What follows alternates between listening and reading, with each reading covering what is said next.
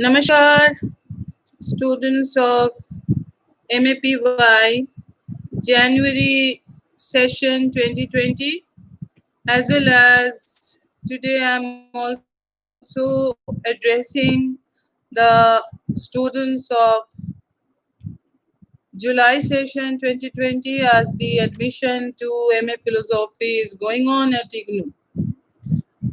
Today we are going to speak on Dr.S. Radhakrishnan, one of the most well-known philosophers of modern India. This is going to be a brief session, so please sit through it and enjoy your listening to Dr. Radhakrishnan's life and works. Dr.S. Radhakrishnan was born on 5th September 1888 at Tiruttani, a small village 40 miles northeast of Madras, what is today called Chennai. He was the second child to his parents. From 1900 to 1904, he studied in Ghurhis College, Vellore.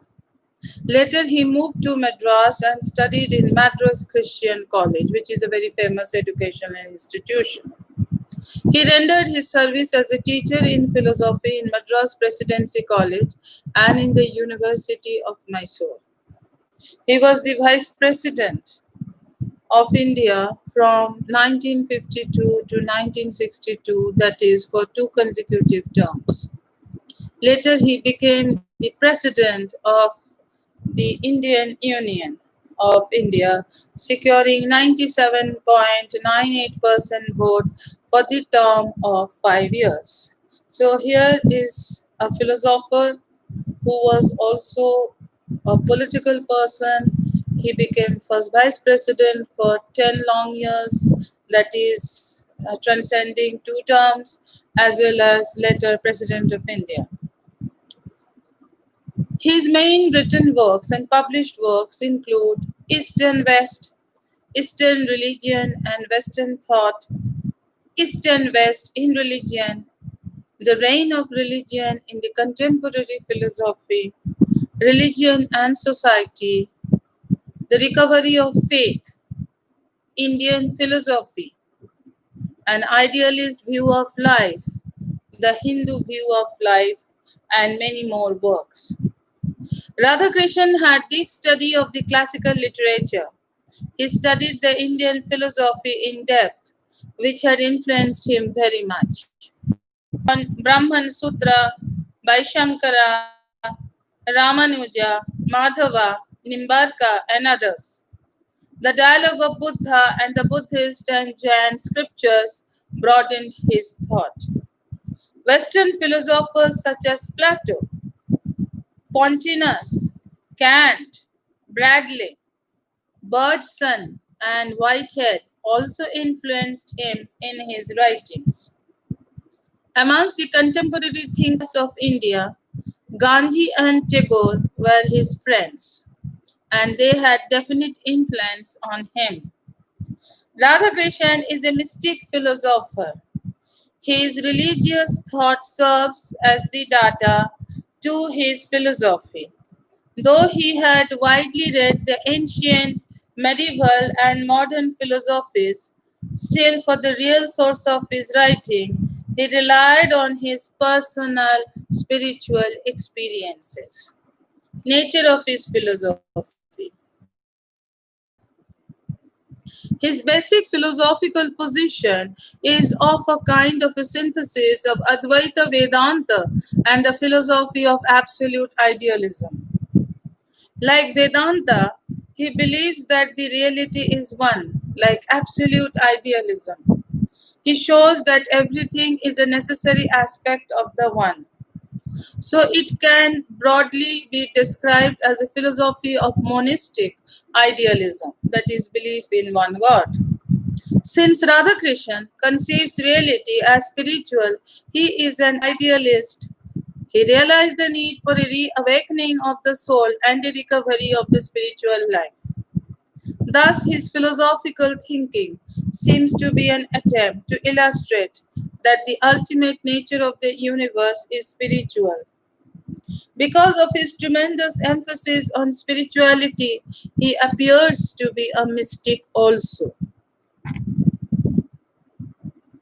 The Absolute or the Brahman. Now let us look at his concept, Radhakrishan's concept of the Brahman or the Absolute. Radhakrishan conceives the nature of the Absolute as monistic. That is, there is only one super power, the supramental in the words of Rishi Aurobindo, the Godhead. In other words, the Absolute in itself is essentially one, as I said. He has come to realize that the world expresses a unity within its process. This is the reason why he emphasizes the monistic character of the Absolute.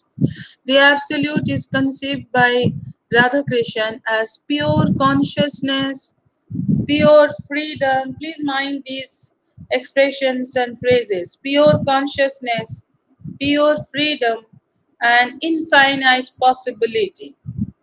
According to Radhakrishnan, the Absolute has to be spiritual. It is conceived as a free spirit. It is free in such a way that there is nothing to limit it. Its freedom is uninterrupted. The Absolute is also infinite. It is self grounded and is the foundation of everything else. Since it is infinite, it is changeless. It is also self existent and complete in itself. It is also eternal in the sense of being timeless. Radhakrishnan calls the Absolute the whole of perfection, the whole, WHOLE, Sampurna, the whole of perfection. Because of these reasons, he asserts that the Absolute is beyond all kinds of expression. The Absolute and the God. Let us listen to his concept of the Absolute and the God. Radhakrishnan distinguishes between the Absolute and God. He feels very interesting. Let's look at the distinction that he makes between the Absolute and the God. He feels that in order to explain the universe, it is necessary to think of a principle that would account for the order and purpose of the universe. He also feels that there has to be a principle, a God, a non temporal and actual being, by which the indeterminateness of creativity can be transmitted into a determinate principle. So it implies that the divine intelligence, the creative power, that is, has to be conceived as the intermediary between the absolute being and the cosmic process. It is here that the principle of God appears in the philosophy of Radhakrishnan. The Supreme has been conceived as revealing itself in two ways: Absolute and Ishvara. God is the Absolute in action. It is God, the Creator, the real in itself. The real in relation to itself is the Absolute, and the real in relation to the creation is God. He believes that the Absolute is always with capital A, is the object of metaphysical aspiration, and God is of religious aspiration. Now let us look at Dr. Radhakrishan's concept of what he conceived as reconciliation between Shankaracharya and Ramanuja. How did he perceive Shankaracharya's philosophy and its relationship to Ramanuja's philosophy? Reconciliation, therefore, is the subtopic. Reconciliation between Shankara and Ramanuja. Radhakrishnan reconciles the views of Shankara and Ramanuja by maintaining that the Brahman of Shankara is absolute and that of Ramanuja is God. God is a person, but the absolute is not. God is an object of the intellect, but the absolute is known through intuition. The absolute is pre-cosmic God, and God is the projected power of the absolute. So he keeps distinguishing between the two, the God and the absolute. Intuition is higher than intellect, and it overcomes the dualism of subject and object. Our thought is limited, and when it tries to grasp the supra-rational absolute, it imposes its own limitation on the former. Thus, God is the absolute pressed into the molds of thought, which can't do away with the distinction between the self and the other. But this distinction is overcome by intuition, which is supra-rational. If you remember, Rishi Aurobindo used the term supra being about the God, and here it is that this distinction, the self and the other, that is absolute and God, and this distinction is overcome by the intuition, which is supra rational. Now let us look at Dr. Radhakrishan's idea of the nature of world and creation. Since Dr. Radhakrishnan considers God as the creative principle of the world, he presents a spiritualistic account of creation and the world. The universe is conceived as expressing an aspect of the divine plan. The world is created by God. The world has a beginning and an end. God is not separate from it. God is said to be the past, the present, and the future of the world, and yet he is quite different from the world. Very interesting explanation. You can see for yourself. This distinction is between the creator and the created. Creation is the actualization of one of the inherent possibilities of the absolute. Radhakrishnan explains that the spirit enters into the spirit of the non spirit to realize one of the indefinite possibilities that exist potentially in the spirit. He also speaks of the accidental nature of the world, where he affirms that the creation is a free act of God. Let us repeat. Dr. Radhakrishnan also speaks of accidental nature of the world, where he affirms that the creation is a free act of God. That accidentally God seems to have met or created this world. In other words, creation is not necessarily an act for the creator. He doesn't have to create it, but accidentally he created it. He also says that though the universe is an accident, it is real so far as it is the absolute's accident.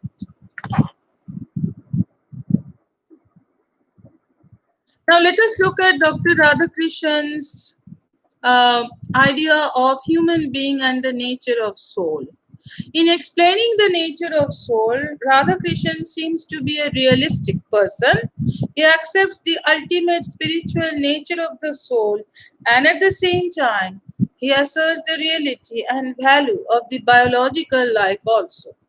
He affirms that human being cannot be fully known through the science alone. There is still something in man or a woman which is beyond intellect and senses. So, according to Radhakrishnan, there are two aspects of human being. They are known as finite and infinite aspects of man or a woman. Radhakrishnan used the term soul in a very wider sense, so much as even those bodily activities which have tendency towards self-transcendence are called as soul activities. Human being, unlike other beings, has a peculiar ability to reflect and to plan. He or she can go beyond himself or herself. Radhakrishnan calls it as self-transcendence. For him, it is one of the important aspects of the soul. Radhakrishnan defines the finite aspects of a man or a woman as those aspects that are determined by empirical or environmental conditions. He calls this aspect of man or woman differently: the empirical man, or the physical man, or the natural man, and the bodily man. He also speaks of the infinite nature of human being. Beyond his or her external conditioning, there lies a capacity of self transcendence. It is different and higher than the empirical. Dr. Radhakrishnan calls it as the spirit in man or woman. In other words, the infinite aspect of man or woman consists in his or her spirituality. Let us look at his concept of karma. Very, very interesting that how does the concept of karma appeal to Dr. Radhakrishnan? Everything in the universe is an effect of its past and is the cause of its future changes at the same time. It embodies the energy of the past as well as causes changes in the future. Karma is not so much a principle of reward and punishment, but as one of continuity. It is true. Uh, as a layman, we understand the definition of karma that it is a method of reward and punishment. Whatever you have done, you have to get in return good deed, some reward, bad deed, some punishment. But he explained it more as a continuity that once prarabdha, that is, once your deeds have begun, you cannot stop its effect, its results, right? So, but as one of continuity, karma has two aspects, retrospective and prospective. Continuity with the past as well as creative freedom of the self. The karmas bind us with the past by giving structure to our self and thereby determining it to that extent. Yet, man or woman is free in his or her actions and acquires fresh potencies. Radhakrishnan says that we are both determined and free. Our actions are determined by our past karmas. In whatever we do, we are determined by the character of ourself, the dynamic organization of the tendencies of self is evidently a matter of our past karmas. But still, we are free in our actions and have wide scope for fresh activity. Radhakrishnan removes the prevailing misconceptions by asserting that the theory of karma is not one based on reward and punishment, and it is also wrong to think that moral and virtuous karmas lead to success and evil and to failure.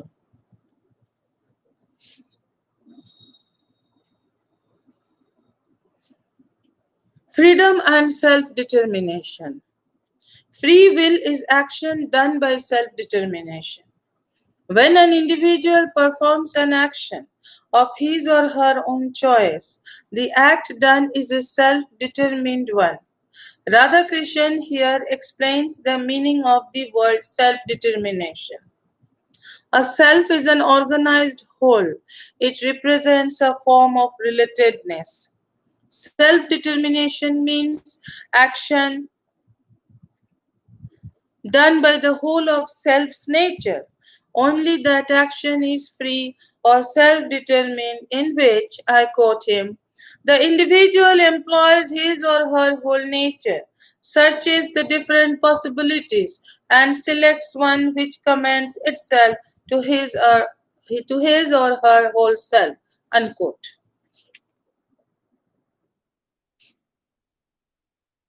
Let us look at the subtopic in the philosophy of Dr. Radhakrishnan, human being as relatively free. There is no complete freedom in human beings' action. It is only God who is absolutely free. When the self becomes coextensive with one's whole being, only then the self becomes absolutely free. Human being is only relatively free. It is a matter only of degrees. When an action is done by the whole self, we are most free. But our actions are least free when done by sheer habit or convention. A human action is motivated with some ends or purposes. All his or her activities are regulated towards some purposes, and therefore our actions are determined by some external goals or ends in view. But our actions are also governed by our past. If men or women were free from their past deeds, there remains no moral responsibility on them. Therefore, no action is absolutely free, either in the human or in the external world. There is the continuity of the past in the present, and present conditions will continue into the future. Dr. Radhakrishnan is against Dr. Radhakrishnan is against uh, absolutely free either in human or external world. There is the continuity of the past in the present, and present conditions will continue into the future. Radhakrishnan is against the view of predestination, in which God is the sovereign who works without law of principle. Radhakrishnan is against five in the view of predestination, in which God is the sovereign who works without law or principle. For him, life is a gracious gift of God who expresses his sovereignty through law. He says, like I am quoting Radhakrishnan, such a view of divine sovereignty is unethical. God's love is manifested in and through law. Importance of rebirth. Dr. Radhakrishnan speaks of rebirth in a concrete sense. According to him, rebirths are essential for realization of distant goal. Salvation. It cannot be realized in a single life, as the span of life is short and realization of union with God is a far off goal. Pursuit in the series of rebirths is essential. Radhakrishnan conceives that rebirths are essential for the realization of the different possibilities existing in us. Now let us come to Dr. Radhakrishnan's concept of salvation. Radhakrishnan believes in the simultaneous salvation of all and not individual salvation. As God is the creator of world, so long as the world lasts, God must continue as God without becoming one in the absolute, one with the absolute. But the individual, Jiva, who is a creature of God, must remain with God till the latter enters the absolute. The world cannot disappear if there is a single soul without salvation. So, individual salvation can only be incomplete salvation. The self is the most integrated and highest product. The more a human being pursues his or her ideals, the more integrated and organized he or she becomes. The highest degree of unity in an individual self is attained when life is identified with one supreme purpose. The supreme purpose of human being is to become God. The cosmos is working towards that end. It is rushing for the union with God.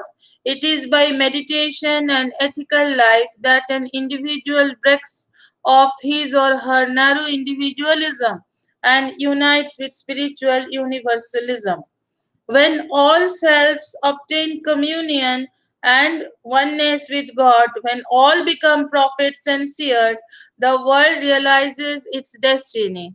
The final salvation of an individual is dependent on cosmic salvation. At the ultimate end, all the selves unite with the Absolute. There is achieved then the freedom from rebirth. We achieve then freedom from rebirth, cessation of worldly existence, and eternal oneness with Satchidananda. The final salvation is attained when the selves lose their individuality and get united with all the pervading absolute. The selves merge in the Brahman and they lose their identity, existence, name, and form. Now, Dr. Radhakrishnan's religious and political thought. Man or woman looks for meaning and direction in life. Reason alone cannot give meaning to him or her. Man or woman has a natural tendency to transcend, go beyond the phenomenal world. There is an innate impulse for perfection. He also speaks of universal religion, where all religions come together and contribute towards each other's growth. Authentic religion is, I quote Dr. Radhakrishnan, the wisdom of love that redeems suffering man, quote unquote. Religion is not a set of dogma, beliefs, rituals, rites, creeds, etc. But it must lead to inner realization. It is not institutionalized. He dreamed of a secular India or a secular nation. Secularism can't reject religion.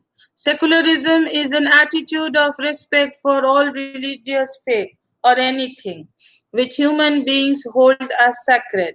It is based on the sanctity of individuals. The essence of democracy is consideration for others, respecting each other as sacred and encouraging the rich variety and diversity. The aim of democracy is just society. Quote unquote. Now let us sum up. Radhakrishnan's, we have completed the unit on Dr. Radhakrishnan's philosophy. Now we are summing up. Radhakrishnan's philosophy can be termed as monastic idealism. One of his main concerns was to give a spiritual outlook to everything. He also makes a distinction between the absolute and the God. The world is considered as the creative work of God, but at the same time, both God and the world are different. The credit goes to Radhakrishnan for providing a holistic understanding of human person. He affirms the spiritual nature of human soul, but at the same time gives due respect to the value of the biological aspect of human person. He provides a very reasonable and practical explanation of the theory of karma by removing the traditional misconception regarding it. While speaking about the self determination, he assumes that the human being is relatively free. His explanation on the cosmic salvation explains that cosmic salvation is possible when all identify themselves with the absolute, losing each one's identity. Though many consider him as an interpreter, the greatness of Radhakrishnan lies on the fact that he presented his philosophical conviction systematically and with an academic precision. So, thus, we have seen that he was a very spiritual minded philosopher, a mystic all by himself, and he pondered his thoughts on a variety of concepts in philosophy, in spiritual science. So it's been a brief session on Dr.S. Radhakrishnan, one of the most well-known philosophers of modern India and for the world, modern world for that matter. Uh, I hope you have enjoyed listening to this session and do you check your progress questions. So thank you for listening. All the best. Namaskar.